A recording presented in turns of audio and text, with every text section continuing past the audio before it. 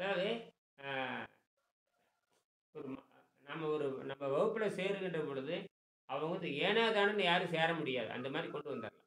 சரிங்களா? இத நல்லா புரிஞ்சுக்கிட்டு ஏன்னா நோயாளிகள் என்பது வேறு, மாணவர்கள் என்பது வேறு. மாணவர்கள் என்பது எல்லாத்தையும் தெரிஞ்சுக்கணும். அவங்க வந்து அந்த அந்த வசதிகளுக்கு வந்து உள்ள சேர முடியும். அதாவது உள்ளூர் மக்களால் ஆதரிக்கப்பட வேணும்.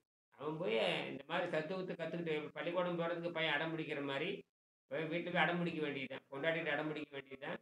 அல்லது பையன் அப்பாட்ட அடம் பிடிக்க வேண்டியது தான். இந்த மருத்துவத்தில சேர போறேன். நான் சேர்ந்து நான் ஆரோக்கியமா பெறப்போறேன். ஏன்னா, இது விதை நெல்லா மாறுறது.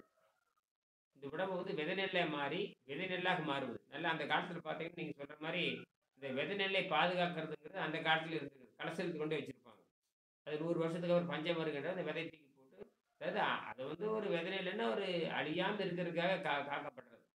அது 1/2 விழுக்காடு, 1/4 விழுக்காடு தான் இருக்கும். 100 விழுக்காடு உற்பத்தி பண்ணா, அதுல வந்து 0.1ங்கிற விழுக்காட மட்டும் சேர்த்து வைப்பாங்க. அது வந்து ஆராய்ச்சிக்காக வச்சுக்குவாங்க. இப்படித்தான் நடக்குது. இப்பதான் வந்து 4000 ஆண்டுகள், 5000 ஆண்டுகள் பூமியில மறைஞ்சிருக்கிற அந்த விதை நெல் எடுத்து ஆராய்ச்சி பண்றாங்க. அதாவது பெரிய விஷயம் தான் அதெல்லாம்.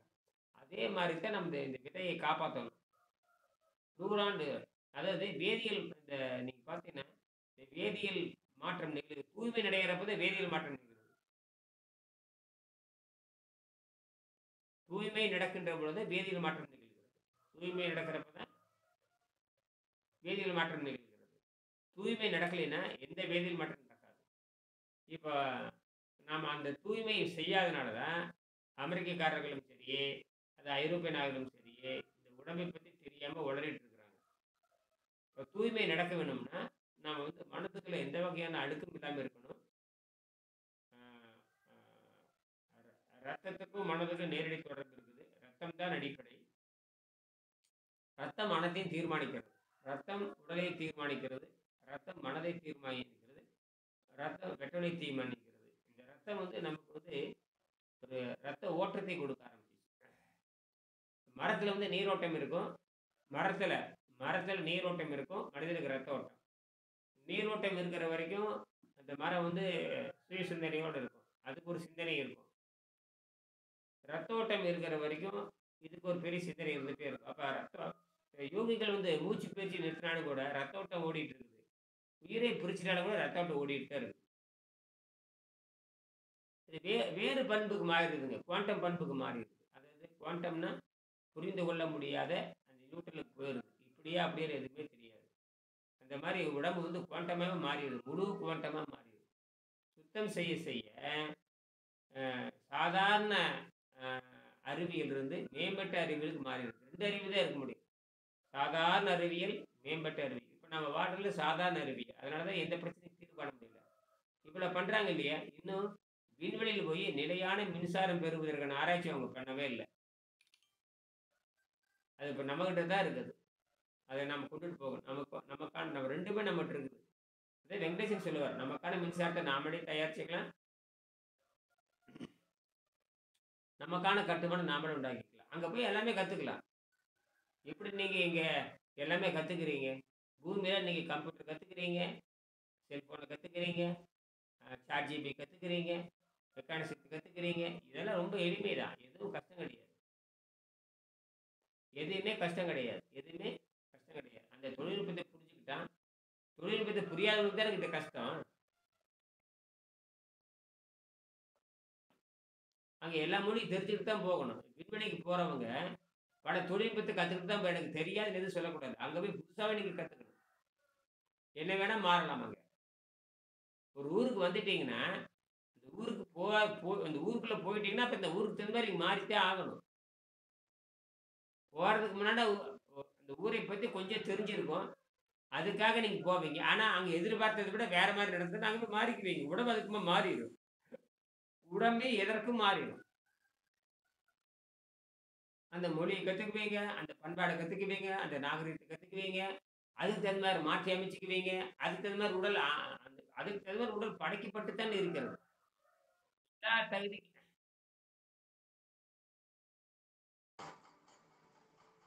அ எல்லா தகுதிக்குமான அ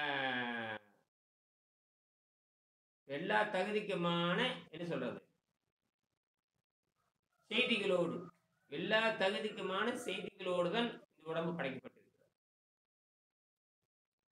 ஒரு விதைனா அதுக்குள்ள எல்லாமே வச்சாச்சு. இந்த விதைனா அதுக்குள்ள எல்லாமே வச்சாச்சு. நீங்க கையிலேயே வச்சுக்கிட்டு இருக்கிறீங்க. இது முளைக்குமா, முளைக்காதா, முளைக்குமா, முளைக்காதா, முளைக்குமா, முளைக்காதா, இப்படியே போயிட்டு இருக்கு. செய்முறை செஞ்சு பார்க்காமயே எந்த இடத்துக்கு போனாலும், இப்ப உதாரணத்துக்கு ஒரு மனிதன் செவ்வாய்க்கே போறான்னு வச்சுக்கோங்க. அங்க போய் அதுக்கான பழக அதுக்கான அறிவு உண்டாகும்.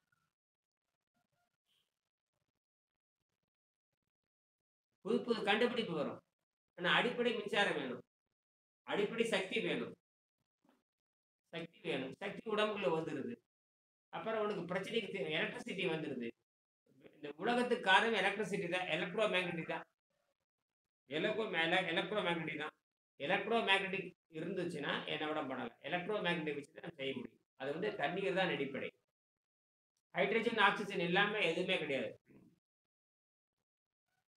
நாம ஒரு புதுசா உண்டாக்கிடலாம். நீங்க செவ்வாயை கூட புதுசா படைக்க முடியும். நீங்க எப்படி பூமி பத்தி பேசுறீங்க இல்லையா? அவ்வளவுதான். பூமி பாலைவனம் மாறினா கூட இது ஒரு கோளா மாறிடும். அப்ப வெற்றுக்கோளா மாறிடும். ஒண்ணும் இருக்காது. எப்படி செவ்வாய் வந்து வெற்றுக்கோள், நிலா வந்து வெற்றுக்கோள், பூமி வந்து வெற்றுக்கோள். நாம என்ன பண்றோம்னா இந்த அண்டங்கள் அழிஞ்சு போகக்கூடியது, ஆழம் முடிச்சு போடக்கூடியது. ஆனா விண்வெளி வெட்டவெளி அழியாது. என்ன நெடுக்க வந்தாலும் 400 கிலோமீட்டருக்குள்ள எந்த மாற்றம் நிகழாது. இன்னும் தூரம் போயிடலாம். நம்ம தூரம் போய் பயணம் செஞ்சுட்டே இருக்கலாம். இந்த தூசு மண்டலத்தை விட்டு போயிடலாம். நம்ம புது வீடு கட்டிட்டு, புது சிந்தனை வச்சுக்கிட்டு, புது எலக்ட்ரிசிட்டி உற்பத்தி பண்ணிட்டு, எல்லாம் புதுசு புதுசா இருக்கு. எல்லாமே புதுசு. எல்லாமே புதுசு. புதிய வாழ்க்கை தான் நமக்கு.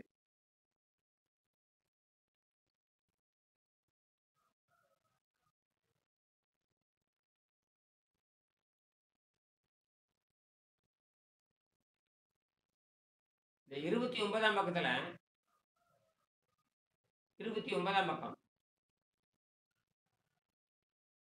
யாரும் வரலையாடு தெரியுது. சரி, ஞானசேகரன் ஐயா இருக்காரு.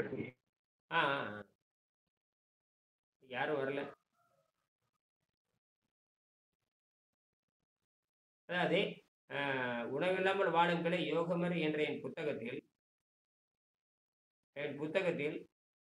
புத்தகத்தில் ஒரு முறையாக உள் சுத்தம் செய்து முடித்து நீர் உணவில் சில காலமாவது வாழ்ந்தவர்கள் மட்டுமே மேற்படும் வகையில் வாழ முயற்சி செய்யலாம்.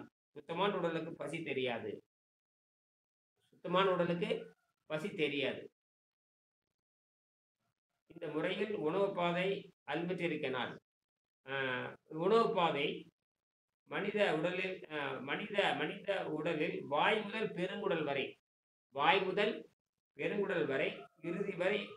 பெருங்குடல் இறுதி வரை உள்ள உணவு குழல் மிகவும் சுத்தமாக வைக்கப்படுவதால், அழுக்கில்லாமல் மலமில்லாமல் வைக்கப்படுவதால் அது விண்வெளி சக்தியை கிரகித்து மனித உடலுக்கு, அதாவது சுத்தமான உடலுக்கு என்ன பண்ணுதுன்னு கேட்டீங்கன்னா, இந்த டிஎன்ஏ மாறிக்குது. டிஎன்ஏ என்ன பண்ணுதுன்னா சுத்தமான உடலா மாறிடுது. இது சக்தி வெளியிருந்து உறிஞ்சுன்னு சொல்லுது. நான் சொல்றது புரியுதுங்களா? புரியுதுங்கய்யா. அதான் இந்த தகவல் கொடுக்குது. இவன் சுத்தமான உடம்பா மாறிடுது, நீ வந்து நல்லா உறிஞ்ச ஆரம்பிக்குது. நம்ம உடம்பு எல்லாத்தையும் உறிஞ்ச ஆரம்பிக்குது. ஒரு சாதாரண காகிதம் கூட வெப்பத்தை உறிஞ்சும். காகிதத்தை சூடு பண்ண சூடாகுதே இல்லையா? காகிதத்தை சூடு பண்ண சூடாகுது. கல்லு சூடு ஆகுது. எல்லா பொருளுமே வெப்பத்தை உறிஞ்சுது. எல்லா பொருளுமே வணக்கம். எல்லா பொருளுமே வெப்பத்தை உறிஞ்சுது. எல்லா பொருளுமே சக்தியை சேமிக்குது. ஆனால் மனித உடல் மட்டும்தான் சக்தியை வந்து உற்பத்தியே பண்ணுது. மனித உடல் மட்டும்தான். எப்படி நட்சத்திரம் சூரியன் தனக்கான சக்தியை தானே உற்பத்தி பண்ற மாதிரி, இது மனித உடல் மட்டும்தான் தனக்கு சக்தியை தானே உற்பத்தி பண்ணிக்குது. அது மட்டும் இல்ல, ஒரு மரம் எப்படி தனக்கு தேவையான அத்தனையும் காய்கறி எல்லாம் உற்பத்தி பண்ற மாதிரி இந்த மனிதனும் அதே மாதிரி உற்பத்தி பண்ணிட்டே போறான். அப்ப அண்டத்தினுடைய செயல்பட எல்லாமே பிண்டத்தை வந்துடுது. இந்த மனிதன் வந்து நீண்ட காலம் வாங்கி விண்வெளியோடு கடந்து போறான். அவ்வளவுதான். அதான் முக்தி நிலை. திரும்பி வந்த இடத்துக்கே போறான். முக்தி நிலைங்கிறது இதுதான். திரும்பி வந்த இடத்துக்கே போறதுதான். இந்த உடலை விட்டுட்டு போறான். உடலை மட்டும் உடலை விட்டுட்டு அந்த ஃபோட்டான மட்டும் பிரிச்சுக்கிறான். எத மட்டும் பிரிச்சுக்கிறான்? ஃபோட்டானை மட்டும் பிரிச்சுட்டு போயிடுறான். அவ்வளவுதான். ஃபோட்டான்ங்கிறது என்னது? ஒளி. ஒளியை மட்டும் பிரிச்சுட்டு போயிடுறீங்க. அவ்வளவுதான். ஒண்ணும் இல்ல. ஃபோட்டான் தான் இறுதி. ஃபோட்டான் தான் இறுதி. இது மேல பேசுறதுக்கு ஒண்ணும் இல்ல. இனிமேல் வகுப்பு பத்தி பேச வேண்டியது. ஃபோட்டான் இறுதி. அவ்வளவுதான். எனர்ஜி தான் இறுதி. இந்த எனர்ஜியை பிரிச்சுட்டு வெளியே போயிடுறோம். இந்த உடம்புல ரத்தோட்டம் இருந்துகிட்டே தான் இருக்கும். ஏன்னா இது அழியாத நிலைக்கு போயிருது. ஒரு சுக்கு மாதிரி மாறிடும். அது மம்மி மாதிரி மாறிடும் உடம்பு. மம்மி மாதிரி பல ஆயிரம் ஆண்டு வாழ்ந்துட்டு தான் இருக்கு பூமிக்குள்ள. இதை கார்பன் 14 வந்து கதிர்வீச்சு கொடுத்துட்டே இருக்கும். பாஸ்பரஸ் இருக்கும். நம்மளோட பாஸ்பரஸ் இருக்கு. அப்புறம் பொட்டாசியம், இந்த பாஸ்பரஸ், இந்த உடம்பு வந்து இந்த ரேடியேட்டிக் மெட்டீரியலா மாறிடும். உடம்புல ரேடியேட்டிங் மெட்டீரியல் இருக்குது, தோரியம் இருக்குது, ட்ரேஸ் ஆகுது, யுரேனியம் எல்லாம் ட்ரேஸ் ஆகுது. அது ஒரு கண்ணுக்கு தெரியாத ஒரு துகள், ஒரு நானோ துகள் இருந்தா போதும் உடம்பு அழுகாம அப்படியே பார்த்துக்கும், எனர்ஜி கொடுத்துக்கிட்டே இருக்கும். நீங்க கிட்ட போறவங்களுக்கு எப்படி காந்தம் கிட்ட போனா வேலை செய்யுதோ அதே மாதிரி கிட்ட போனா இது வேலை செய்யும்.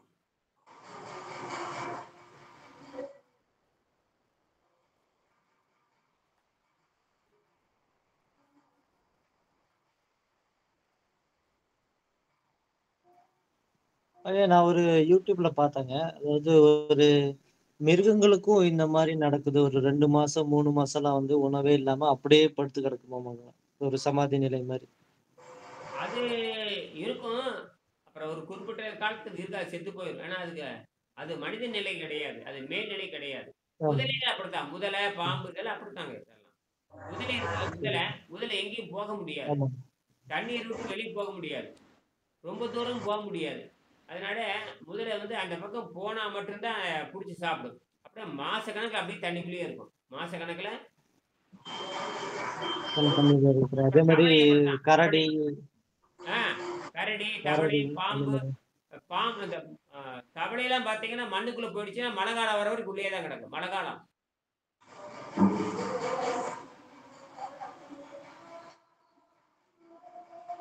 அதுக்கு பேர் தூக்க நிலைம்பாங்க. சரி. தூக்க நிலை. ஆமா ஆமா 2 மாசம் 3 மாசம்லாம் கண்டினியூஸா 6 மாசம்லாம் தூங்கிட்டே இருக்கும். ஒண்ணுமே சாப்பிடாம. அப்ப இந்த எனர்ஜி தான் முக்கியம். அது வந்து அதுல இருந்து நம்ம புரிஞ்சுக்கணும். அதை புரிஞ்சுக்கிட்டு நாம என்ன பண்றோம், அந்த பசிங்கிற சாகடிக்கிற பசியவே மனிதனுக்கு சாகு வர்றது இந்த வாதம் தானே. வாதம், பித்தம், கபம் இந்த 3 சேர்ந்த மனிதனை சாகடிக்குது. அதே ஃப்ரீ ரெடிக்கல். அந்த அதில் நிறுத்திடுறீங்க நீங்க. அப்ப உடம்பே சக்தியின் வடிவமே மாறிடுது. இது அறிவுடலா இருக்குங்க. அறிவு மனம் சேர்ந்த உடல். சதை உடல் இது கிடையாது.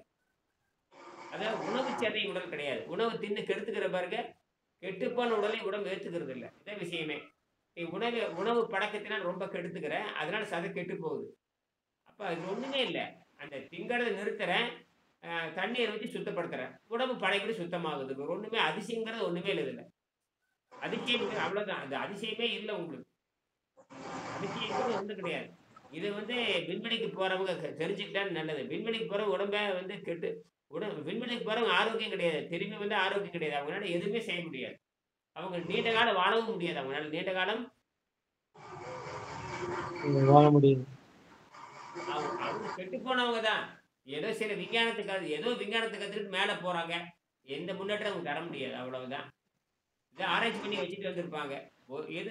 மின்சாரமே உற்பத்தி பண்ண தெரியாதவங்க அவங்க என்ன பண்ண போறீங்க? அங்க போய் எல்லாம் கண்டுபிடிச்சிருக்கிறீங்க. ஆனா மின்சாரம் உற்பத்தி பண்ண தெரியல. நிலையா இருந்தா தான் கண்டுபிடிக்க முடியும். நிலையா இருந்தா தான் அதுக்கு தகுந்த மாறும். நீங்க இங்கவே நினைச்சுக்கிட்டு இருக்கிறீங்க. இதெல்லாம் சாத்தியமே இல்லை. இவங்களால எந்த முன்னேற்றம் தர முடியாது. விண்வெளிக்கு போலாம் வரலாமே தவிர அங்க புதிய கண்டுபிடிப்பு என்ன பண்ண போறீங்க? மின்சாரத்தை முதல்ல கண்டுபிடிக்கணும். நீங்க மின்சாரமே கண்டுபிடிக்க தெரியல உங்களுக்கு. இவ்வளவு பேசுறீங்க மின்சாரம். சரி, மின்சாரம் இல்லைன்னு என்ன பண்ணுவீங்க? மின்சாரத்துக்கு என்ன ஆராய்ச்சி பண்றீங்க? சூரியன் நம்பியில வாழ முடியாது. அதான் மின்சாரத்துக்கு தான் நிறைய ரினியூவல் சோர்ஸ் மாதிரி பண்றாங்க. ஹைட்ரஜன் கேஸ் சொல்லி என்னென்னமோ டிஃப்ரெண்ட் டைப்ஸ் ஆஃப் ஃபியூயல்ஸ் கண்டுபிடிச்சிருக்காங்க. அதெல்லாம் நட்டத்துல தான் அது ஆராய்ச்சிக்காக நட்டத்துல கண்டுபிடிக்கிறது. என்னது? நட்டத்துல கண்டுபிடிக்கிறது, லாபத்துல கண்டுபிடிக்கிறது கிடையாது. ஹைட்ரஜன் கேஸுக்கு எது தேவை உங்களுக்கு? ஹைட்ரஜன் தாங்க. ஹைட்ரஜன் கேஸ் வேணா என்ன என்ன முதல்ல தேவை? ஹைட்ரஜன் கேஸ் சும்மா வந்துருமா?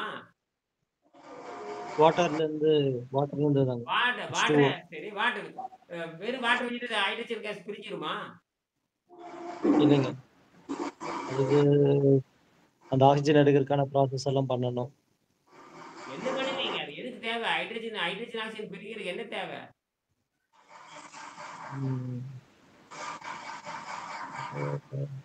ஹீட்டிங் தாங்க. ஹீட்டிங் பண்ணி எப்படி பிரியும்? ஹீட்டு போட்டு ஹைட்ரஜன் பிரியுமா?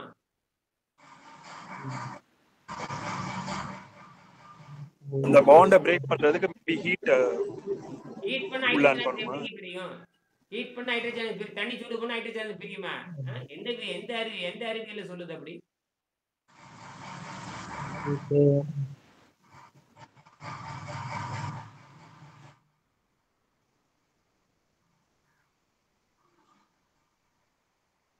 இல்லைங்க, அப்படியே ஹீட் பண்ணாலும் அது வாட்டர் வேப்பரா தான் கன்வெர்ட் ஆகும். ஆ, அப்படியே ஹீட் பண்ணாலும் அது வாட்டர் வேப்பரா கன்வெர்ட் ஆகி இப்போ எப்படி மழை மேகம் உருவாகுது, ஸ்பிளிட் இப்போ ஆகாது. இங்க வாட்டர் இருந்து வேப்பர் ஆகுது, ஸ்பிளிட் ஆகுது. வெப்பம் எப்படி உருவாகுது? யாருது சத்தம் கேட்டே இருக்குது? பன்னீர் சொல்லுதானுங்க. ஞானசேகரன் ஐயா மியூட் பண்ணி. வாட்டர் ஸ்பிளிட் பண்ணணும்னு என்ன பண்ணுவீங்க? பள்ளிக்கூடத்தில் படிச்சல மறந்துட்டீங்க. அப்புறம் எப்படி மின்சாரம் உற்பத்தி பண்ண போறீங்க? செராமிக்ல போகணும்னா என்ன பண்ண போறீங்க? ஒண்ணு ஞாபகம் இருக்குங்க, அந்த H2O வந்து H3O கன்வெர்ட் பண்ணிட்டு அதுக்கப்புறம் அதுல ஹைட்ரஜனை பிரிக்கிறோமோ? ஆஸ்மாசிஸ் ப்ராசஸா என்னமோ சொல்லுவாங்கன்னு நினைக்கிறேன். சரிங்களா? எப்படி பிரிப்பீங்க சொல்லுங்க? தண்ணீரை வந்து எப்படி ரெண்டா பிரிப்பீங்க சொல்லுங்க? 5ஆம் கிளாஸ் பையன் சொல்லுவான், இப்ப கேட்டா அவன் சொல்லுவான். எப்படி பிரிப்பீங்க? சூடு பண்ணா பிரியாது, அப்புறம் எப்படி தண்ணியை ரெண்டா பிரிப்பீங்க?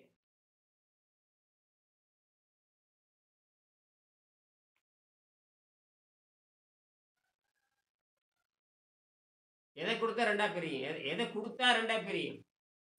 ஹீலியம் இல்லைங்க, H3ன்னு ஒண்ணு இருக்கு இல்லையா, H3O- சொல்லிட்டு அதுக்கப்புறம் அதுல இருந்து தண்ணியை ரெண்டா பிரிக்கணும். என்ன கொடுத்தா தண்ணி ரெண்டா பிரிக்கும்? எலக்ட்ரோலைசிஸ் ப்ராசஸ்ங்களா?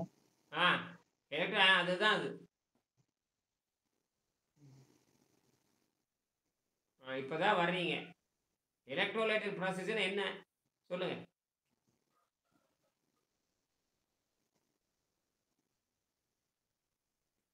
எலக்ட்ரோலைட்டிக் ப்ராசஸ் தான். எலக்ட்ரோலைட்டிக் ப்ராசஸ் என்ன? பேட்டரியில யூஸ் பண்றோம், சல்ஃபரிக் ஆசிட் யூஸ் பண்றோம். மின்சாரத்தை கொடுத்தா ரெண்டா பிரியுன்னு சொல்ல தெரியலையே என்னையா? மின்சாரத்தை கொடுத்தா ரெண்டா உடையுது ஒரு சின்ன ஒரு வார்த்தை. என்ன மூளை? எலக்ட்ரிக் கரண்ட் த்ரூ பண்ணோம்னா அதுல போகும். கரண்ட கொடுத்தா ரெண்டா உடையுதுன்னு தெரியுது. எத்தனை சுத்துறீங்க அப்பா, கொடுமைடா சாமி. மின்சாரத்தை கொடுத்தா ரெண்டா உடையுது. 1ஆம் கிளாஸ் பையன் மூக்க சித்தி சொல்லுவேன், ஐயா மின்சாரத்தை கொடுத்தா ரெண்டா ஸ்பிளிட்னா மின்சாரத்தை உள்ள கொடுத்தா ரெண்டா உடையுது. இவ்வளவுதான் விஷயமே. அதை விட்டுட்டு ஹீலியத்துக்கு போய் ஹைட்ரஜனுக்கு போய் தண்ணியை கொதிக்க வச்சு எங்கேயாவது என்ன அறிவு, என்ன மூளை, என்ன படிச்சு எல்லாம் மறந்து வச்சுங்க. 20 வருஷம் முன்னாடி வச்சது, 38 வயசு ஆச்சு, அதெல்லாம் எங்க புரட்டி போட்டாச்சு, எல்லாத்தையும் பரண வேலை போட்டாச்சு. தண்ணி உடைக்க மின்சாரத்தை கொடுத்தா உடைஞ்சு போகுதுங்கிறது போய், சரி மின்சாரத்தை கொடுத்தா ஹைட்ரஜன் எடுத்துட்டு போறீங்க. அது ஹைட்ரஜன் மின்சாரத்தை உற்பத்தி பண்ண சொன்னா ஹைட்ரஜன் உற்பத்தி பண்ணிட்டு இருக்கீங்க. மின்சாரம் வந்துட்டு ஹைட்ரஜன் தேவையில்லை, அப்புறம் சப்ளிமெண்டரி தான். அதாவது மின்சாரத்தை கண்டுபிடிச்சிட்டோம்னா மற்ற எல்லாமே சப்ளிமெண்டரி. என்னது? எல்லாமே ஒரு உபரி பொருள் தான். ஹைட்ரஜன் வச்சுக்கலாம். மின்சாரத்தை கண்டுபிடித்த அதுக்கு தான் போராட்டம். ஏன் நீங்க வந்து சோலார் கத்துறீங்களே, சோலார்லாம் வெற்றி தராது, யுரேனியம் வெற்றி தராது. இதுதான் செராமிக்ல வந்தா சுடுமண்ல செராமிக், அதாவது செந்தூரத்தை போட்டு சோடியம் மெக்னீசியம் ஃபெரைட்டு, அடுத்து லித்தியம் மெக்னீசியம் ஃபெரைட்டு. அதெல்லாம் நீங்க பார்த்தீங்கன்னா தான் புரியும். அதுதான் என்னதுன்னா, மின்சாரத்தை குடுக்காமலேயே தண்ணீரை பிரிக்கிற முறை தான் வரணும். மின்சாரத்தை குடுத்தோம்னா தண்ணீரை பிரிக்க நட்டம் அது. இப்ப நட்டத்துல தான் ஆராய்ச்சி பண்ணிட்டு இருக்கானுங்க. விண்வெளிக்கு போறது வந்து அத்தனை நட்டம். என்னது? பொருள் செலவு எல்லாமே அதிகமா இருக்கும். இப்ப இங்க இருந்து விண்வெளிக்கு போறதே பாத்தீங்கன்னா ஹை இன்புட் தான், அவுட்புட் அப்ப கம்மியா தானே இருக்கும். அவுட்புட்டே கிடையாது. எல்லாம் ஒன்லி இன்புட் தான். அவுட்புட்டே கிடையாது. எல்லாம் நட்டத்தெல்லாம் ஓடிட்டு இருக்கு. பயங்கர லாஸ்ல ஓடிட்டு. ஹைட்ரஜன் உற்பத்தி பண்றதுக்கும் ஆக்சிஜன் உற்பத்தி எலக்ட்ரிசிட்டி தேவை. நம்ம எலக்ட்ரிசிட்டி எங்க பண்ணுவீங்க? தீர்ந்து போற எரிபொருள் இருக்கு இல்லையா? தீர்ந்து போற எரிபொருளை வைத்துக் கொண்டுதான் நீங்க எலக்ட்ரிசிட்டி தயாரிக்கிறீங்க. தீர்ந்து போற எரிபொருள் எது தீர்ந்து போற எரிபொருள் சொல்லுங்க? தீர்ந்து போற எரிபொருள் பெட்ரோல். அதை வைத்து என்ன பண்றீங்க? மின்சாரம் தயாரிக்கிறீங்க. அதை வந்து தண்ணிக்கு பாஸ் பண்ணு. அப்புறம் ஆனோடு கேத்தோடுல போய் இது வாட்டரும் ஆக்சிஜனும் ஹைட்ரஜன். ரைட்டு. இன்புட்டோட அவுட்புட் அதிகமா வருதாங்க? இன்புட்டோட அவுட்புட் அதிகமா வருதா? இன்புட் ஜாஸ்திங்க. அப்ப நட்டத்துல தான் போயிட்டு இருக்குது. ஆனால் பாருங்க, இது ஒண்ணுதான் லாபம். இது ஒண்ணுதான். இது கொஞ்சம் இதை வந்து படிச்சு பார்த்தா அதுதான் இது ஆர்கே கோட்னால படிச்சு பார்த்துருங்க. படிச்சு பார்த்தீங்களா? படிச்சிருங்க. ஆர்கே கோட்னால படிக்காம யாரும் வராதீங்க. நீங்களும் படிங்க. திருலோச்சந்தர் ஆர்கே கோட்னால பத்தி படிங்க. படிக்கிறேன். ஆர்கே கோட்னால படிக்காம அறிவியல் பேசாதீங்க. ஏன்னா இது தெரியாம நான் ஒன்றும் பண்ண முடியாது. ஏன்னா இதுக்கு ஒரு 4-5 பேர் உதவி தேவை. இது வந்து யாரும் மறுக்க முடியாது. இந்த டிராயிங் நீங்க படிச்சு டிராயிங் பாத்தீங்களா? அது பாத்தங்க. அந்த சர்க்யூட் நீங்க அனுப்புனீங்க. டிராயிங் பாத்தீங்க. அதுல இன்னும் கொஞ்சம் புரிய வேண்டியது. அதுக்கு நிறைய டைம் ஸ்பெண்ட் பண்ணணும். அது ஒண்ணுமே இல்ல. அது ஒண்ணே கிடையாது. அது மூணு உப்புகளையும் வந்து ஒண்ணா சேர்த்தணும். ஒண்ணா சேர்த்து அது ஆக்சைடா மாத்தணும். அது கார்பனா இருக்குது. கார்பனேட்டா இருக்குது. அது ஆக்சைடா மாத்தணும். சுட்டா அதாவது கார்பனேட்டா இருக்குது. அது என்னது? CO3வா இருக்குது. NaCO3, MgCO3. CO3னா கார்பனேட்னு அர்த்தம். CO3 C வந்தா கார்பன். C வந்தா கார்பன். கார்பன் வந்துட்டா கார்பனை வெளியேற்றணும். அது நெருப்புல சுட்டோம்னா அது போயிருது. அவ்வளவுதான். நெருப்புல சுட்டா அது போயிருது. அப்புறம் ஆக்சைடா மாறிடுது. ஆக்சைடு மட்டும்தான் உலகத்துக்கு தீர்வு. வேற எதுக்கும் தீர்வு கிடையாது. எலக்ட்ரிக் எல்லாம் ஆக்சைடு வேணும். மெட்டல் ஆக்சைடு எல்லாம் எதுவும் செய்ய முடியாது. எலக்ட்ரானிக்ஸே மெட்டல் ஆக்சைடு வேலை செய்யுது. நமக்கு எலக்ட்ரானிக்ஸ் இதுல இல்ல. ஆனால் மெட்டல் ஆக்சைடு மாத்தினதுக்கு அப்புறம் நமக்கு தண்ணீரே எரிபொருளா மாறிடுது. அதான் கண்டுபிடிப்பு. இந்த கண்டுபிடிப்பு 1000 ஆண்டு கழிச்சு இதுதான் வந்தாகணும். வேற எதுலையும் பண்ண முடியாது. விண்வெளிக்கு பொருள் தண்டம் லாஸ்ட்ல இது வந்து நட்டத்தை சரி செய்யும். இது வந்து நட்டத்தை சரி செய்யும். ஏன்னா இது செய்து பார்க்காத வரைக்கும் நீங்க ஆரோக்கியத்தை பேசிட்டே இருக்க வேண்டியதுதான். ஆரோக்கியத்தை பேசி என்ன பண்ண போறீங்க? அது அடுத்த பரிணாமத்துக்கு கொண்டு போகணும். மனிதனை காப்பாற்றணும். அப்ப நீங்க என்ன செஞ்சு கொடுக்கணும்? கண்டுபிடிச்சு கொடுக்கணும். எனர்ஜி கிரைசிஸ் சக்தி பற்றாக்குறைன்னு சொல்லுவாங்க. எனர்ஜி கிரைசிஸ் என்ன? சக்தி பற்றாக்குறை. சக்தி பற்றாக்குறைக்கு போகுது. இதுவரைக்கும் எந்த நோபல் பரிசு கண்டுபிடிச்சு கொடுக்கல. எந்த நாசா விஞ்ஞானிகளும் சக்தி பற்றாக்குறை போக்கு கண்டுபிடிச்சு கொடுக்கல. எந்த இஸ்ரோ விஞ்ஞானிகளும் சக்தி பற்றாக்குறை கண்டுபிடிச்சு கொடுக்கல. எந்த சைனா விண்வெளி விஞ்ஞானிகளும் கண்டுபிடிச்சு கொடுக்கல. எவனுங்களுமே இது கண்டுபிடிச்சு கொடுக்கல. சக்தி பற்றாக்குறை போக்குவதற்கு எந்த துறை எதுவும் நம்ம தான் கண்டுபிடிச்சிருக்கோம்.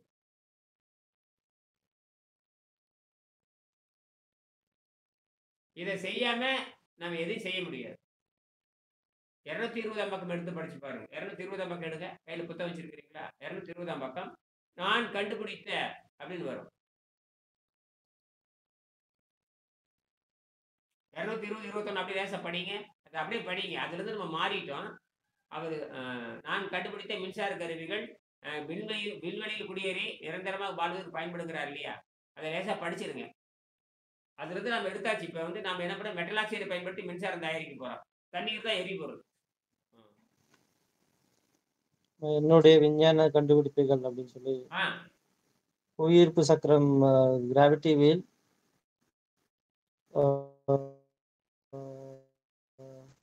நீர் சுழற்சி இயந்திரம், க்ளோஸ் சர்க்யூட் வாட்டர் இன்ஜின் ஆகிய 2 கருவிகளும் மனிதனின் விண்வெளி வாழ்க்கையை ஆரம்பிக்க உதவி செய்யும் வகையில் என்னால் கண்டுபிடிக்கப்பட்டன. அவை பற்றி ஏற்கனவே என் புத்தகத்தில் முந்தைய பக்கங்கள் தெரிவித்து இருக்கிறேன். நான் மேற்கொண்டு இந்த 2 இயந்திரங்களின் விவரங்களை கீழே தருகிறேன். புவியீர்ப்பு சக்கரம் என் புத்தகத்தின் 126வது பக்கத்தில் சுருக்கமான விவரங்களை இது பற்றி எழுதியிருக்கிறேன். இதன் அடிப்படையை கொள்கையை நான் செகண்ட் லா ஆஃப் தெர்மோடைனமிக்ஸ்க்கு அமெண்ட்மெண்ட் ஆக தெரிவித்து பேட்டன்ட் ஆஃபீஸ்க்கு எழுதி இருக்கிறேன். செகண்ட் லா ஆஃப் தெர்மோடைனமிக்ஸ் சொல்லுவதாவது, ஒரு நிரந்தர சுழற்சி இயந்திரம் முடியாத காரியம். ஒரு இயந்திரத்தில் எப்போதும் அவுட்புட்டை விட இன்புட் அதிகமாக இருக்கும். ஆனால் கோள்கள் கோடிக்கணக்கான வருடங்களாக இயங்கிக் கொண்டிருக்கின்றன. அவை நிரந்தர சுழற்சி இயந்திரங்களாக உள்ளன. ஆகவே நான் பேட்டன்ட் ஆஃபீஸுக்கு கீழ்கண்டவாறு அமெண்ட்மெண்ட் எழுதியிருக்கிறேன். A perpetual motion machine is possible provided the machine is arranged such that the total friction in the machine is equal to the total output produced. இந்த அமைப்புக்குள் என் 3 வரைபடங்களின் விளக்கப்பட்டிருக்கின்றன. முதல் வரைபடம் ரூபாய் 10,000 செய்யக்கூடிய இயந்திரத்தை காண்பிக்கிறது. இதில் தக்க ஏற்பாடுகளினால் ஒரு 5 kg எடையுள்ள, அதாவது கிலோகிராம்களா, ஒரு 5 kg எடையுள்ள காரிய பந்து தொடர்ந்து புவியீர்ப்பு சக்தியினால் சக்தி பெற்று சுற்றுவது காண்பிக்கப்பட்டுள்ளது. இந்த இயந்திரம் என் கொள்கையை நிரூபிக்க மட்டுமே பயன்படும். இது மாத கணக்கில் தொடர்ந்து சுற்றுவதை செய்து காட்ட முடியும். இந்த இயந்திரம் சுமார் 7 அடி உயரமும் 4 அடி அகலமும் உள்ளது. இதை செய்து பார்த்த பின் என் கொள்கையில் மக்களுக்கு நம்பிக்கை ஏற்படும். அடுத்த 2 வரைபடங்களில் சுமார் ரூபாய் 5 லட்சத்தில் செய்யக்கூடிய பெரிய மெஷின் காண்பிக்கப்பட்டிருக்கிறது. இதில் ஒவ்வொன்றும் 50 கிலோ எடையுள்ள 2 காரிய பந்துகள் 2 மீட்டர் வட்டமுள்ள சக்கர பாதையில் சுற்றுகின்றன.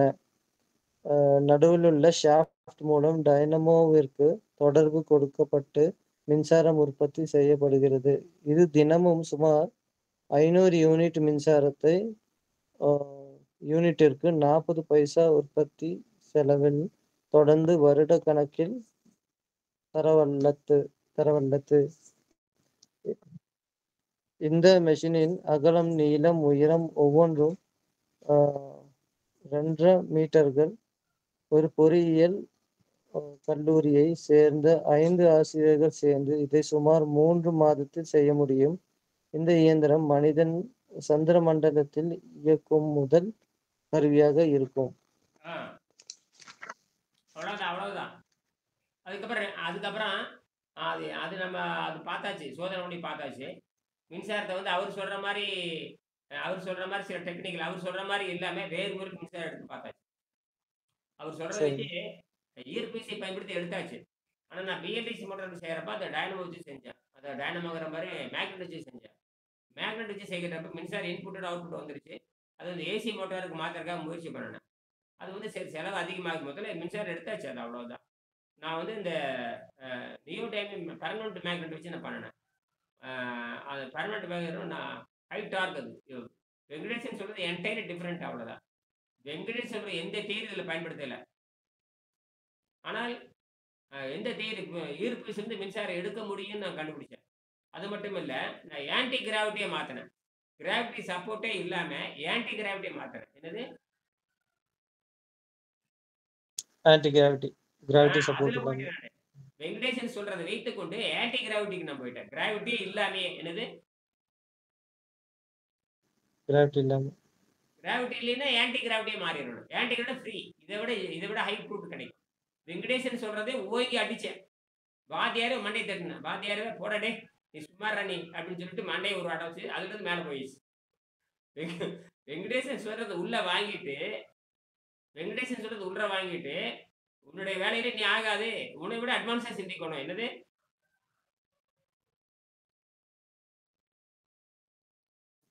அதுக்கும் மேல சிந்திக்கணும். எப்படி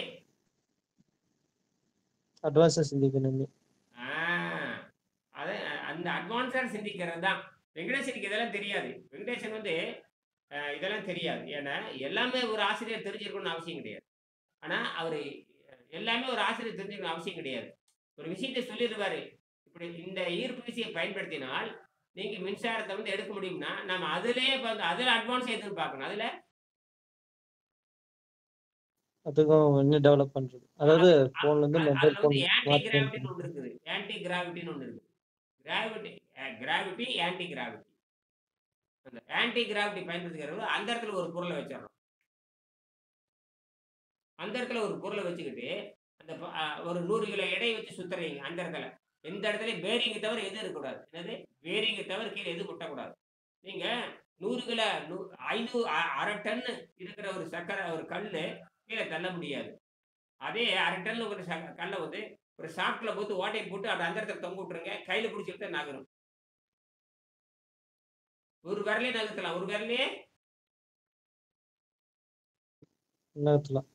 ஏன்னா மொத்த எடையும் எங்க வந்துருச்சு? சென்டருக்கு வந்துருச்சு. மொத்த எடையும் அந்த இடத்துல நிக்குது. சென்டர்ல வந்துருச்சு. அப்ப என்ன ஆகுது உங்களுக்கு? டோட்டல் என்ன ஆகுது? எல்லா வீட்டு சென்டருக்கு வர்றப்ப ஒரு விரலே நகர்த்திடலாம். ஒரு விரல்ல நகர்த்திடலாம். நீங்க தொட்டல் ஆட்டுறீங்கல்ல, தொட்டில நீங்க ஆட்டுறீங்களா? அது என்னதுங்க? தொட்டில் ஆட்டுறீங்க இல்லையா? ஒரு மையத்தில் தொங்க விட்டுறீங்க. மொத்த எடை அந்த பாயிண்ட்ல தான் இருக்கும். மொத்த எடையும் இந்த பிவட் பாயிண்ட்ல இருக்கு. அந்த குழந்தை வந்து கீழே ஒரு குழந்தை தரையில படுத்திருக்குது. அது ஆட்டுறதுக்கும் தொட்டில போட்டு ஆட்டுறதுக்கு எது ஈஸியா இருக்கு? எது நம்ம எளிமையா வெயிட் இருக்கு? ஈஸியா வெயிட் தெரியாது. ஏன் ஏன் அது என்ன பண்ணிடுறீங்க? அந்த எடையை தூக்கி எங்க மாட்டி விட்டுறீங்க? ஒரு புள்ளியில வச்சிடுறீங்க. புள்ளியில வச்சுட்டாவே எடை தெரியாது. என்னது எடை தெரியாது. ஒரு விரல ஆட்டிட்டே இருக்கலாமே. ஒரு விரல் போதுமே. அதேதான் இங்க.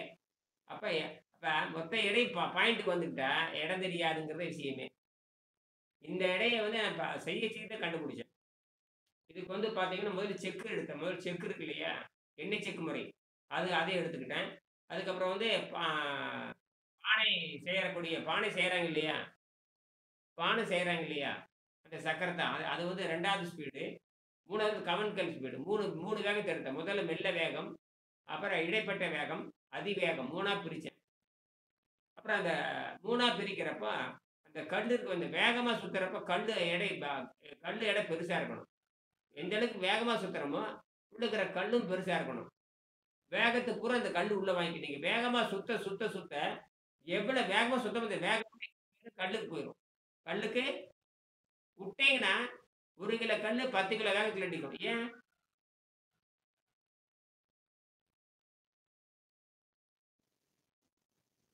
அதான் இந்த சென்ட்ரிஃபியூகல் ஃபோர்ஸ் ஆக்ட் ஆனதுனால அது அப்படியே அப்படியே இது வாங்கிக்கும்.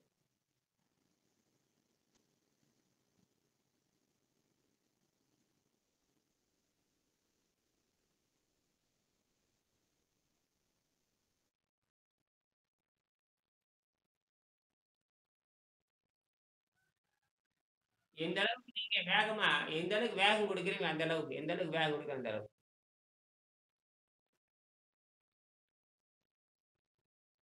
இதைத்தான் நீங்க என்ன பண்றீங்கன்னா, நான் அந்த 1 ஹெச்பி கொடுத்து நான் வந்து உள்ள வந்து 1 ஹெச்பி சக்தி கொடுக்குறேன். அந்த வேகமா சுத்துறேன்.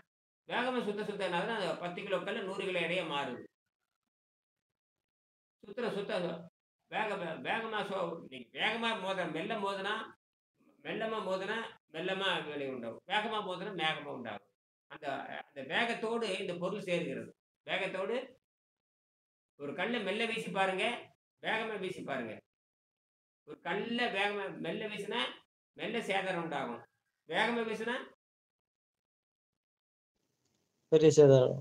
ஆ கல்லு அதே தான். நீ குடுக்குற கல்லு அதே கல்லு தான். கல்லு அதே கல்லு தான். ஆனா நீ குடுக்குற ஃபோர்ஸ் இருக்குல்ல அதுதான். அதுதான் இங்க இத தான் நான் யோசிச்சேன் நானு. அப்ப என்ன ஆகுதுன்னா 2வது இந்த ஃப்ரிக்ஷனே கிடையாது அந்த இடத்துல. எவ்வளோ வேகமானாலும் சுத்த முடியும். இடையில இந்த பேரிங் ஃப்ரிக்ஷன தவிர எங்கேயுமே இல்ல. அந்த ஒரு விழுக்காடு தான் அங்க. வேற எங்கேயுமே கிடையாது.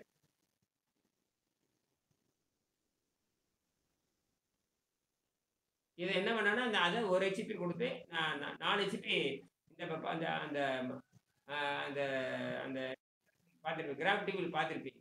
கிராவிட்டி வீல் நீங்க பார்த்திருப்பீங்க. கிராவிட்டி வீல் பார்த்தீங்களா இல்லையா? இல்ல பார்த்தீங்களா? எல்லாரும் கிராவிட்டி வீல் பார்த்திருப்பீங்க. அந்த 10 நிமிஷம் 7 நிமிஷம் 8 நிமிஷம் ஓடும்னு நெனைக்கிறேன். அத பார்த்திருப்பீங்க. பார்த்தீங்களா யாராவது? நீங்க முழுசா அந்த பார்த்தீங்களா? மோட்டார வச்சு ரன் பண்ண வீடியோஸ் பார்த்தேன் நானு. மோட்டார் வச்சு அந்த ஒர்க் ஷாப்ல. டெலகிராம்ல டெலகிராம்ல போட்டிருந்து முழுசா யாரு பார்த்தீங்க?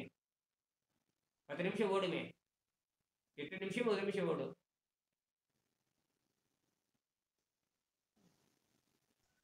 பார்க்கல. யாரும் கிராவிட்டி பார்க்கல. வீல் பார்க்கலைங்க. கிராவிட்டி வீல் பார்க்கலைங்க. அந்த ஒர்க் ஷாப்ல உட்கார்ந்து ஒரு வீடியோ பண்ணியிருந்தீங்க இல்லையா? ஆ. மோட்டார் லோ இன்புட் குடுத்து அது பார்த்தோம். அதுதான். அது எத்தன நிமிஷம் ஓடுனீங்க? அது முடிச்சு பார்த்தீங்களான்னு? அந்த ஒர்க் ஷாப்ல இருந்து நானும் அதுதான்யா பார்த்தேன். பக்கத்துல வேற ஒருத்தர் நின்னுட்டு இருந்தாரு. நீங்க பின்னாடி நின்னுட்டு இருந்தீங்க. அப்புறம் ஏதோ ஒரு பொண்ணு நின்னுட்டு இருந்த மாரி இருந்தது. ஒர்க் ஷாப்ல அந்த வீல் ஒண்ணு பெரிய வீலா வந்து கட கட கடன்னு ம். ஓடிட்டு இருந்தது. அது பார்த்தேன். என்னென்ன வந்துச்சு சொல்லுங்க. அது என்னென்ன வந்துச்சுன்னு சொல்லுங்க. அதான். அதான். சரி. அது மோட்டார் வந்து லெஸ் இன்புட் மோட்டார் குடுத்திருந்தீங்க. ஆ. குடுத்துட்டு அந்த 5 கனெக்ஷன் அந்த சீரிஸ் கனெக்ஷன் குடுத்துருக்கீங்க. வோல்டேஜ் அண்ட் இது. அது வந்து ஒரு பெரிய மோட்டார ரன் பண்ணி வச்சுட்டீங்க. 750 வாட்ஸ் இருக்கிற மோட்டார் ரன் பண்ணி. லோ அப்போ இன்புட் 3 மடங்கு இன்கிரீஸ் பண்ணி வந்துச்சு. எப்படி சாத்தியம்? எப்படி சாத்தியம் அது? அதான் அது. அப்ப அது என்னன்னா, சென்டருக்கு அந்த வெயிட் அந்த உள்ள சென்டர்ல இருக்கிற வீல் வந்து வெயிட் ஜாஸ்தியானனால, அது அந்த ஃபோர்ஸ் வந்து சென்டருக்கு வரனால, அது அவுட்புட் ஜாஸ்தியா குடுக்குது. அவ்வளவுதான். இந்த இது இது இது இது இதுக்கு பேரு எவல்யூஷன் ப்ராசஸ்ன்னு பேரு. வேற எவல்யூஷனுக்கு மாத்துறது. ம். அந்த இடத்துல மட்டும் நிறுத்தி இருக்கிறோம். எங்க நகத்துல வேகத்தை மட்டும் அதிகப்படுத்துறோம். இவ்வளவுதான். ஆனா என்ன இது நான் என்ன டைனமோ வச்சேன்? டிசி வச்சேன். டிசி 3 டிசி வச்சேன். டிசில என்கிட்ட இந்த பர்மனன்ட் மேக்னெட். பர்மனன்ட் மேக்னெட் தொடர்ந்து சுத்த வைக்க முடியாது. ம். இப்ப நம்ம அத வந்து பேரா மேக்னெட்டா மாத்தணும்னு சொல்லியிருந்தீங்க. அந்த பர்மனன்ட் மேக்னெட் வச்சு பயன்படுத்த முடியாது. ஏன்னா அது வந்து வேகமா சுத்துறப்ப அந்த மோட்டாரே ஹீட் ஆயிருது. மோட்டாரே ஹீட் ஆகும். ம். கேபிளே வெந்து போச்சு. மோட்டார் ஃபெயிலியர் ஆயிடுச்சு. வெந்து போச்சு. ஒரு 20,000 லாஸ் அதுல. ஆனா வெற்றி அடைஞ்சிருச்சு. அப்ப அது டிசி மோட்டார் பயன்படுத்தக்கூடாது. ஏசி மோட்டார் பயன்படுத்தணும். அப்ப ஏசி மோட்டார்லயே கொண்டு வந்தேன் நானு. அதுக்கப்புறம் ஏசி மோட்டார் டிசைன் பண்ணேன். அப்ப என்ன கல்லு பெருசு. அதுக்கு ஒரு 1/2 டன் கல்லு வாங்குனேன். அதெல்லாம் வாங்கி சரி பண்ணேன். அப்புறம் அதுக்கப்புறம் தான் முதல்ல வெற்றி அடைஞ்சாச்சு. இது இப்ப என்னதான் வெற்றி அடைஞ்சாலும் இது யாரும் ரெகக்னைஸ் பண்ண மாட்டாங்க. அதனால விட்டுட்டேன் நானு. யாரும் அங்கீகரிக்க மாட்டாங்க. யாரும் அங்கீகரிக்க மாட்டாங்க. அப்படியே கீழ போட்டேன். அது கிட்டத்தட்ட 10 1.5 லட்சம் ரூபாய் செலவாச்சு தூக்கி கீழ போட்டேன். கண்டுபிடிச்சாச்சு அவ்வளவுதான். இனி இது தேவையில்லைன்னு தூக்கி கீழ போட்டேன். தேவைப்படுறப்ப பண்ணிக்கலாம். ஆனா அத வச்சு இப்ப பண்ண முடியாது. அதுக்கு தகுந்த மாரி இப்ப மின்சாரம் தானே எடுக்கணும். நமக்கு தேவை எனர்ஜி தானே தேவை. எனர்ஜி வேற வடிவில எடுத்துட்டு போலாம் இல்லையா? எனர்ஜி வந்து எனர்ஜி வந்து வேற வடிவில எடுத்துட்டு போயிரலாம் இல்லையா? நாம இந்த வடிவில தான் எடுக்கணும்னு அவசியம் இல்லைல்ல. அதனால நான் வந்து அதுக்கு மாறிட்டேன். சரிங்களா? சிந்தனை பண்ணுங்க. அப்புறம் நம்ம நெறைய விஷயம் பேசியிருக்கோம். வேற ஏதாவது சந்தேகம் இருக்கா? இது நாம கொஞ்சம் இது கவனம் செலுத்தணும் இதுல. ஆனா நம்ம எங்க போனாலும் மின்சாரம் இல்லாம மின்சாரம் உற்பத்தி பண்ணிட்டோம்னா, எங்க போனா வாழ முடியும். மின்சாரம் இல்லைன்னா வாழ முடியாது. அப்ப நம்ம வந்து தண்ணீரை எரிபொருளா கொண்டு வந்துரும். நமக்கு தேவை மின்சாரம் தான். மின்சாரம் தான் கான்செப்ட். மின்சாரத்தை உற்பத்தி பண்ண முடியும் அப்படிங்கிறது தான். விவசாயம் பண்ணலாம். மின்சாரம் வந்துட்டா விவசாயம் பண்ணலாம். என்ன வேணா பண்ணலாம். ஒரு கோடிக்கணக்கான வேலையை நம்ம செய்ய முடியும். அப்ப நம்ம வந்து இந்த கல்வி ஒழுங்கு பண்ணிடலாம். கட்டணமெல்லாம் காலையிலே பேசியாச்சு. அதாவது கட்டண முறையும் பேசியாச்சு. மாணவர் நோய் நீக்குவதற்கான கட்டண முறை பேசியாச்சு. மாணவரா தொடர்ந்து நீடிக்கணும்னா அது கட்டண முறை பேசியாச்சு. நன்கொடை முறையும் பேசியாச்சு. காலையில பேசிட்டேன். அந்த வீடியோ பாருங்க. இந்திய மாணவர்களுக்கு 20,000 வந்து நோய் நீக்கிறதுக்கு மட்டும் 20,000 தொடர்ந்து படிக்கணும். மாசம் 20,000 குடுத்துக்கிட்டே இருக்கணும். அப்பதான் அவன் 10 மாசத்துக்கு அவன் கம்ப்ளீட் பண்றான். ரூ. 2,00,000 இல்லாம யாரும் வர முடியாது எதிர்காலத்துல. ரூ. 2,00,000 செலவு பண்ணாம யாரும் உள்ள வர முடியாது. வெளிநாட்டு மாணவர்களுக்கு $2,00,000 $2,000 அவ்வளோதான். $2,000 செலவு பண்ணாம இனியனே ஆசிரியரை ஏற்றுக்கொள்ள முடியாது. இந்த புத்தகம் வந்து காப்பிரைட்லாம் கிடையாது. நீங்களே பண்ணிட்டு போக வேண்டியதுதான். எதிர்காலத்துல நாம வந்து ஒழுங்கு பண்ணிடணும். மாணவரா சேர்றவங்களா மட்டும்தான் வர முடியும். நோயாளிக்கு சேரலாம். அவங்களுக்கு 1 மாசம் தான் பயிற்சி குடுப்பேன். முதல்ல அறிமுகம். முதல்ல அறிமுகமாக. இந்த அறிமுகத்துக்கு ஒரு தொகை வச்சிருக்கிறோம். ரூ. 3000 $4,000 வச்சுக்கலாம். இப்போ ஒரு 3,000 வச்சிருக்கிறேன். அதை வச்சுக்கலாம். வச்சுக்கிட்டு அவன் முதல்ல பார்க்குறான். தத்துவத்தை பார்க்குறான். அப்புறம் அவனுக்கு தைரியம் வந்ததுக்கப்புறம் அப்புறம் நம்ம அந்த 20,000 கட்டி அவன் நோயை தீர்த்துக்க வேண்டியதுதான். இல்லை நான் ஆசிரியரா மாறுறேன்னா மறுபடியும் மாசம் 20,000 அவனுக்கு 10 மாசத்துக்கு 20,000 கட்டி சேர வேண்டியதுதான். ஓரளவுக்கு மேலே புரிஞ்சுட்டு அப்புறம் அவனே சொல்லிக் கொடுக்க வேண்டியதுதான். அவ்வளவுதான். இதில் ஒன்றும் இல்லை. வெளிநாட்டு மாணவங்களுக்கு $500 கட்டி சேரணும். அதுக்கப்புறம் அவன் 10 ஆசிரியர் வேணும், நிறைய தெரிஞ்சுக்கணும்னா அவன் வந்து அவன் தொடர்ந்து ஆராய்ச்சி பண்ணணும், நிறைய தெரிஞ்சுக்கணும்னா அவன் மிச்சம் இருக்கிற $4,500 கட்டி தான் பண்ணிக்க வேண்டியது. இல்லையா கற்றுட்டு போயிட்டே இருக்க வேண்டியது. அவங்கவுங்க இது யாருக்கும் காப்பிரைட்டு கிடையாது. எல்லாரும் செஞ்சு உங்களுக்கு புரிஞ்சுட்டா பண்ணிகிட்டே இருக்க வேண்டியது. சும்மா வந்து போட முடியாது. நன்கொடை கொடுத்து தெரியறவங்க தெரிஞ்சுட்டு இருக்கலாம். மாதம் நன்கொடை கொடுக்குறவங்க பண்ணிகிட்டே இருக்கலாம். அதே மாதிரி நீங்களும் அப்படி பண்ணணும். இது எனக்கு ஆனது கிடையாது. ஏன்னா நீங்கள்லாம் தொழில் நாளைக்கு வந்து ஏதாவது தொழில் கைவிட்டு போச்சுன்னா உங்களுக்கு ஆரோக்கியம் வந்துடுது இல்லையா? இதை நீங்கள் தொழிலாக மாற்றலாம். இப்போ இருந்தே நல்லா பேசி பேசி பழகுனீங்கன்னா நோய்களை குணமாக்கி பழகிட்டீங்கன்னா அவ்வளோதான். நீங்கள் காசு வாங்குற பயப்பட்டீங்கன்னா எனக்கு திருப்பி விடுங்க. ஏன்னா உங்களுக்கு அந்த தைரியமெல்லாம் வராது. இந்த தைரியம் ஏன்னா நீங்கள் இலவசமாக படித்து பழக்கமாகி போயிட்டு இலவசமாக இருந்து வாழ்ந்து பழகுறங்காட்டி உங்களுக்கு என்ன வராது. அதாவது பிறருக்கு சொல்லிக் கொடுத்து பொருள் ஈட்டணுங்கிற எண்ணமே உங்களுக்கு வராது. சரியா? அந்த தைரியம் எனக்கு மட்டும்தான் இருக்குது. உங்களுக்கெல்லாம் வர்றதுக்கு நாளாகும். இப்போதான் அதுக்கு போட்டே இருக்கிறேன். என்கிட்ட இருந்து சொல்லிக் கொடுத்தா நீ பணம் கொடுக்கணும். அப்பதான் சொல்லிக் கொடுப்பேன்னு சொல்லி தர மாட்டேன். அந்த நிலை உங்களுக்கு வரணும். அந்த எண்ணம் வரணும். அது வரைக்கும் என்னை திருப்பி விட்டுருங்க. திருப்பி விடுங்க. நீங்க படிக்க போறீங்களா அல்லது நோய் நீக்க போறீங்களா? இதுதான் கேள்வி. படிக்க போறதா இருந்தா அதிக கட்டணம். நோய் நீக்கிறதா இருந்தா குறைந்த கட்டணம். நோய் நீக்கிறதா இருந்தா ரொம்ப ரொம்ப குறைந்த கட்டணம். படிக்க போறீங்களா? ஒரு 10 மாசம் ஃபீஸ் இருக்குதுங்க. அதுக்கு $2,000 செலவாகும். உள்நாட்டுக்காரர் தான் $2,000, வெளிநாட்டுக்காரர் தான் $5,000. நோய் நீக்கிறதா இருந்தா அவ்வளவுதான். நோய் நீக்கிறது தான் வெறும் $500. இந்தியாக்காரர் தான் $200 அவ்வளவுதான். நோய் நீக்கிட்டு போயிட்டே இருக்கலாம். இங்க வராத நீ அதுக்கப்புறம் இங்க வரக்கூடாது. அதுக்கப்புறம் நோய் நீக்கிடுச்சா அதோட நின்று போச்சு. 30 நாள் தான் டைம். 30 நாளுக்குள்ள இப்படிதான். அதுலேயும் இம்ப்ரூவ்மெண்ட் வந்துடும். அது அப்படியே தொடர்ந்து போயிட்டே இரு. திருப்பிக்கு வராத, ஆஸ்பத்திரிக்கு வராத. சரியா? மறுபடியும் வேணும்னா பணம் கட்டிட்டு வந்துரு. மறுபடியும் சரி இன்னும் கொஞ்சம் நல்லா ஆகணும்னு மறுபடியும் பணம் கட்டு. எல்லாமே கட்டண முறை இல்லாமல் யாரும் வர முடியாது, போக முடியாது. புத்தகம் வேணுமா? இது புத்தகம் என்றது கிடையாது. நீ வாங்கி படிச்சுக்க, எங்கேயே படிச்சுக்கோ. புத்தகத்தை எங்கேயே வாங்கி எங்கேயே படிச்சுட்டு என்னமா பண்ணிக்கும். இந்த புத்தகத்துக்கு எனக்கு எந்த சம்மந்தம் கிடையாது. அதான உண்மை. அப்படித்தானே பீஜு? சரி. எனக்கு எந்த சம்மந்தம் கிடையாது. நீ படிச்ச என்ன, படிக்கட்ட என்ன, வாங்கினா வாங்கட்ட என்ன.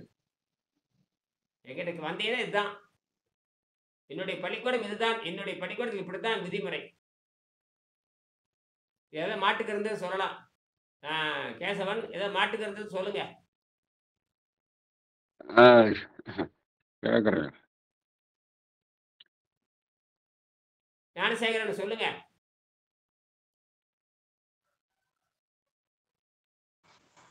ஐயா வணக்கம். அருளார்க்கு அவ்வுலகம் இல்லை, பொருளார்க்கு உலகம் இல்லை. பணம் தான் இன்னைக்கு வந்து உலகத்துல வந்து ஒரு மெயினா இருக்கு. பணம் இருந்தாதான் எதையும் சொல்லிக் கொடுக்க முடியும், கற்றுக் கொடுக்க முடியும். ஒரு மனுஷனுடைய அன்றாட வாழ்க்கைக்கு தேவையே பணம் இருந்தாதான் பண்டமாற்றல் முறையும் பணமும் ஒண்ணுதான். அதனால நீங்க சொல்ற பீஸ்லாம் கன்ஃபார்மா இருந்தா மட்டும் தான் எதையும் பண்ண முடியும். ஏன்னா உலகம் இழங்காது, காசே தான் கடவுள் அப்பா அப்படின்னு வேற சொல்லியிருக்காங்க பழமை. ஆனா பெரியவா சொன்னதெல்லாம் அனுபவிச்சு தான் சொல்லியிருக்கா. நீங்க சொன்ன மாதிரி நான் அடியன் பிரியா கத்துக்கிற கூட, நான் பிரியா மற்றவங்களுக்கு சொல்லி கொடுத்தாலும் கூட அதால வந்து பயன்பெறக்கூடிய ஒரு நன்றி விசுவாசமே காட்டுறது கிடையாது. உலகம் அப்படிதான் இருக்கு இன்னைக்கு. இப்ப நீங்க சொன்ன மாதிரி 6 மாசமா ஒருத்தர் வந்து 160 நாளுக்கு மேல தாண்டிட்டாப்ல, தண்ணி குடிச்சிட்டு இருக்காப்ல, அவருக்குலாம் ஒரு பைசா கூட வாங்கினது கிடையாது. நம்ம வீடியோவை பார்த்து அவர் கேட்கின்ற போதெல்லாம் பதில சொல்லியே அவரு கத்துக்குன்னு இன்னைக்கு அமைதியா தியானத்துல போயிட்டாப்ல. நம்ம பேசுறோம்னா இப்ப வந்து வேற மாதிரியா பேசுறாப்ல. அந்த நன்றி விசுவாசம் இல்லாம தான் இருக்காங்க. மனிதனுடைய சூழல் எப்படின்னு தெரியல. அப்ப நான் சொல்றது கட்டுப்படுறதும் இல்ல, நம்ம சொல்றது ஆமா கட்டுப்படுறதும் இல்ல. ஆமா ஐயா, நீங்க சொல்றது கட்டுப்பட்டாதான் உலகம் வந்து சரியா இருக்கும். அதாவது நீங்க எதிர்காலத்துல வந்து இருக்கப்பட்டவங்க இல்லாதவங்க கொடுத்து உதவ முடியும். இருக்கப்பட்டவங்கிட்ட வாங்கி இல்லாதவங்க நம்ம கொடுத்து உதவலாம். இந்த கலியை அருமையா நம்ம பரப்பலாம். அப்ப பீஸ் இருந்தா மட்டும்தான் ஒரு மையம் இல்ல 1000 மையங்களை உருவாக்க முடியும். ஒரு மாணவர்கள் இல்ல 1,00,000 மாணவர்களை உருவாக்க முடியும். பணம் இல்லாம எதுவுமே செய்ய முடியாது. அதுக்குதான் அருமையாக அருளா இருக்கா உலகம் இல்லை, போலா இருக்கு உலகம் இல்லை. இந்த பூமியில வாழணும்னா பணம் அவசியம், பொருள் அவசியம். அதை விட முக்கியம் ஆரோக்கியம் இருந்தாதான் அனைத்தும் பெற முடியும்.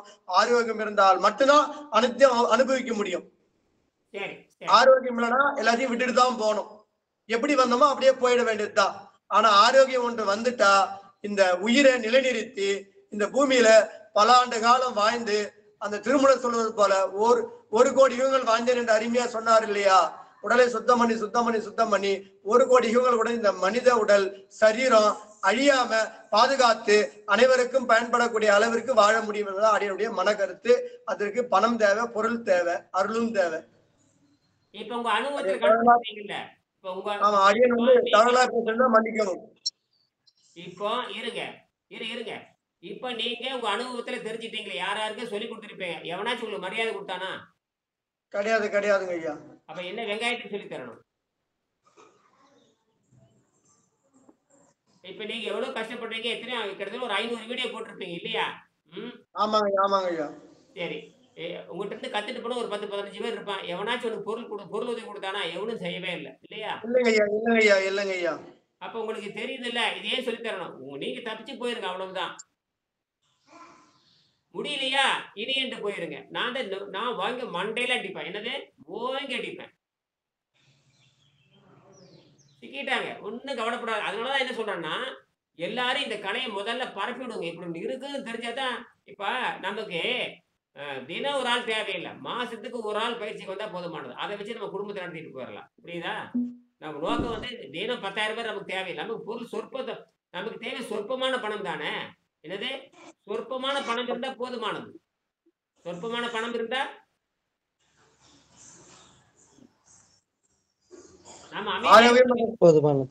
ஆரோக்கியம் என்ற செல்வம் மறந்துட்டாலே போதும். குறைந்த செலவுல நீண்ட நாள் நிலைத்து வாழ்ந்துட்டு போயிடலாம். பராமரிப்பு இருக்கு இல்லையா? பராமரிப்பு சொற்ப வருமானம் வேணும் இல்ல, திருட போக முடியும் நாம. அதாங்க ஐயா, குறைந்த வருமானத்துல வாழ்ந்துடலாம். அந்த குறைந்த வருமானம் நீங்க சொன்ன மாதிரி மட்டும்தான் நடக்கும். இப்ப நான் காட்டுக்கு போனாலும் இடம் வேணுமேங்க. நான் காட்டுக்கு போய் 10 சென்ட் இடம் வேணா கூட 10 சென்ட் இடத்துக்கு எங்க போறது? ஆமாங்க ஐயா, உண்மைதாங்க ஐயா. காட்டுல போய் இப்ப நான் 100 சென்ட், நல்ல வேலை 100 சென்ட் இடம் வாங்கின காட்டி போய் உட்காடுறேன். நான் இவட நாயம் பேசிட்டு நான் பணம் சம்பாதிக்கிறேன். எப்படி நான் பராமரிக்க முடியும்? யாருமே மதிக்க மாட்டாங்க ஐயா. அதெல்லாம் எல்லாரும் உணர்ந்திருப்பீங்க. உண்மைதாங்க ஐயா. யாரும் அடியன் உணர்ந்துட்டேன் ஐயா. பரிபூர்ணமா உணர்ந்துட்டேன் ஐயா. எவ்வளவு நன்மைகள் பண்ணியும் அந்த நன்மையுடைய காரணமாக நான் உணர்ந்துதான் இன்னைக்கு வந்து இப்ப சைலண்டா இருக்கேன். யார்கிட்டையும் பேசுறது கிடையாது. நீங்க சொன்ன மாதிரி தனி மனிதனாகவே இருக்கேன். இந்த மன்சராபாத் கிராமத்துக்கு அடியன் தனி மனிதனாகவே இருக்கேன். அது ஆனா ஒண்ணு நீங்க மீடியாவை பயன்படுத்துங்க. அந்த கூகுள் மீடியாவை பயன்படுத்துங்க. அது ஒண்ணு கூகுள் மீட்டிங் வந்து பயன்படுத்துங்க. புரியுதா? யாருன்னா கேட்டு கூகுள் மீடியாவை ஏற்பாடு பண்ணி நான் உங்களை மாதிரி அறிவே கிளாஸ் எடுக்கிறேன். அது பண்ணுங்க. கூகுள் மீடியா எப்படி பண்றதுங்கிறது ரொம்ப எளிமை. புரியுதா? அது ஆப் தான். ஏன் பிறகு பாஸ்வேர்டு கொடுத்தா முடிஞ்சு போச்சு. பாஸ்வேர்டு எப்படி நீங்க வாட்ஸ்அப் பண்றீங்க? வாட்ஸ்அப் எப்படி பயன்படுத்துவீங்க? வாட்ஸ்அப் செயலி இறக்கினீங்க, அதுக்கு பாஸ்வேர்டு கொடுத்தீங்க, வாட்ஸ்அப் வேலை செய்யுது. கூகுள் இது என்ன அதிசயமா ஒண்ணும் இல்லையே. இதுக்கு எத்தனை நாள் போட்டுருக்கீங்க? டெலிகிராம் இருக்கு. இனிமேல் டெலிகிராம் அனுப்புங்க, யாரும் வாட்ஸ்அப்ல அனுப்பாதீங்க. இனிமேல் டெலகிராம் வாட்ஸ்அப்பை பயன்படுத்துங்க. வாட்ஸ்அப்பை பயன்படுத்தாதீங்கன்னு சொல்லிட்டே இருக்கிறீங்க. ஏன் திருலோக சந்தர் வாட்ஸ்அப் பயன்படுத்தாதீங்க. டெலகிராமை பயன்படுத்துங்க. டெலகிராமில் கொடுங்க. சரியா? முடிச்சுக்கலாமா? நன்றி. நாளைக்கு பார்ப்போம். நன்றி.